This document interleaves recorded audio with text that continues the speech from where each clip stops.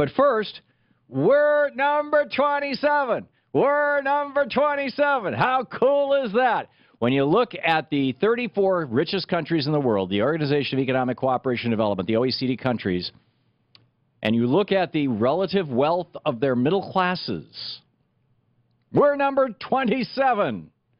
You thought we were number one? You thought we had the strongest middle class in the world? Well, we did before Reagan, but we don't anymore. 32 years of Reaganomics, we're now number 27. Austin Petersen is on the line. He's the director of production over at FreedomWorks, freedomworks.org, the website. And Austin, here we go. To 32 years of Reaganomics, 32 years of neo-libertarian philosophy. I mean, pure libertarianism is called feudalism. We haven't completely gotten there, but we're moving in that direction. And this is what it brings us. Not necessarily. I mean, if you think about it, look at the countries that are above us. Who wants to live in Cyprus, Kuwait, or Qatar? You ever been to Cyprus? Life is good in Cyprus. Cyprus isn't bad, but they're not doing very well with their currency right now. They've got a big problem, but the problem is not with the distribution of wealth. The problem is who has access to the wealth. No, the problem. First. Well, first of all, the problem Cyprus has is that they have an economy dependent upon banksters. Their correct. entire economy is based on hiding banking things, and that's not good. It's not about hiding banking things. It's about devaluation of the currency and non-transparency of their banking system. Yeah. You see, people all over the world have been fooled that they need a central bank in order to manage their money supply. But what happens is that when you give the banks control of the money supply, you see what they do time and time again. But Cyprus is at the bottom of the pile with us and Kuwait. Australia's at the top. And it's Japan's at the top. Italy's at the top. Belgium's at the top. But Italy and Belgium don't even have a central bank. But Japan is not the beacon of innovation that they used to be because of their central banks. You remember during the boom time of the 1980s, the Reaganomics that you so despise, there was a great inflationary period that happened in Japan. And what happened was when those banks finally collapsed because of the weight, they went in and they zombified those banks by bailing them out. And we're doing the same thing here in the United States.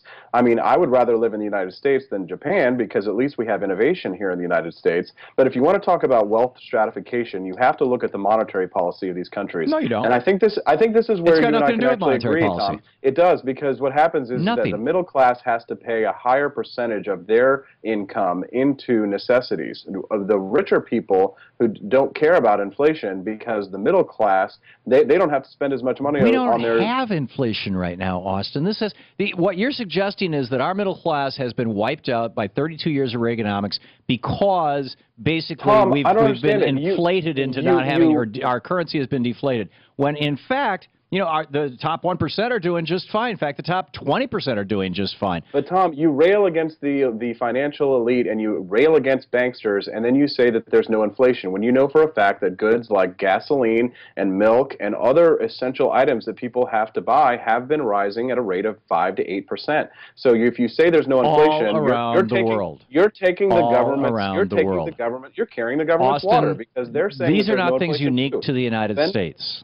They're not unique to the United States. And therefore, that's not why we're number 27 in the world. We're number 27 in the world because it used to be that the wealthy people in America earned about 30 times what the average worker did. The CEOs earned about 30 times what the average worker did. And the reason that they didn't earn more than 30 times was because when you hit 30 times the average worker's salary, then a 74% income tax rate kicked in, and people didn't want to pay that. And so they just said, I'll just settle for $3 million a year income. That's enough. I mean, that's what CEOs used to make. Lee Iacocca famously made, $1 a year for 1 year and then $1 million a year after that.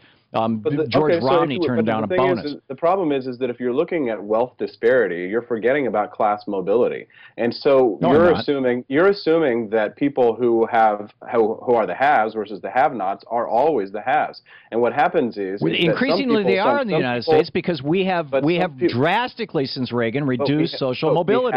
No, we have more social mobility than we had since Ronald Reagan. We do not. The issue is, if you have a large there are absolute measurements of that, Austin. The same people don't always. Social mobility is down in the United States. In fact, the United States and the UK, of the 34 OECD countries, the United States, the United Kingdom, and Singapore are the three worst.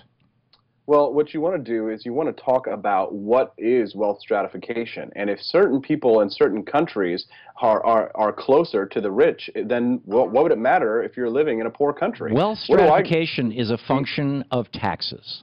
No, it's wealth Yes. stratification is a function of monetary policy. No, it's a function of how money is distributed in the society. And the major variable that determines how money is distributed in a society is taxation. Tom, I don't understand how it is that you can rail against the banksters and then go ahead and spew their propaganda by saying that there's no inflation. You sit there and you say that you're a champion of the people, Tom. You're going back to a tiny slice and arguably a straw man argument. Them out right now. I'm surprised he didn't come from a meeting from Barack Obama right now, because Ben Bernanke loves this. You know, these are their talking points. This is what they want. Are you trying to tell me that by cutting taxes from 74% down to 28%, for people making over $3 million a year on their $3 million and first dollar, and going from CEOs making 30 times what the average worker makes to making 600 times what the average worker makes, that had no impact on the fact that our middle class has gone from being the strongest in the world before Reagan to number 27 out of the 34 richest countries now?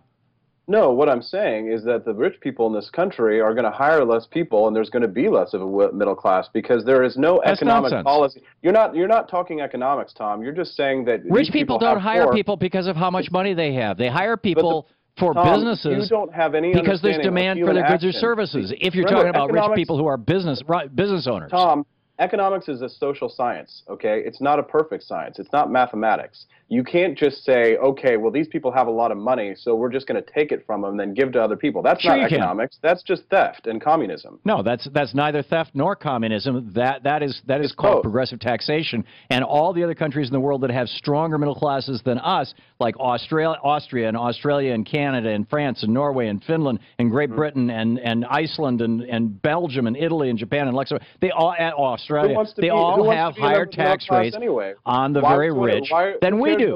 No, the middle class needs, why would the middle class want to stay middle class? Nobody wants to stay middle class, so why are we trying to take Actually, my dad was very happy to be middle class. I think the vast majority of the middle class would love to simply be in the middle class. Uncomfortable. We should inspire the middle class to be the higher class. We want people to go off and be rich people, Tom. We don't want them to be comfortable. You're selling snake oil. Are you telling me that 100% of Americans can become billionaires?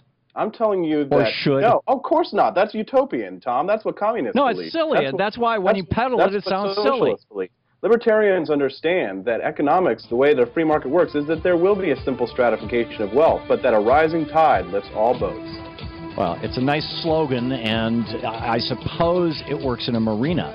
But I don't think, Reagan has demonstrated it doesn't work here. Anyhow, Austin Petersen, you can read all about it at freedomworks.org. Thanks for being with us, Austin. Good talking with you. We'll be back.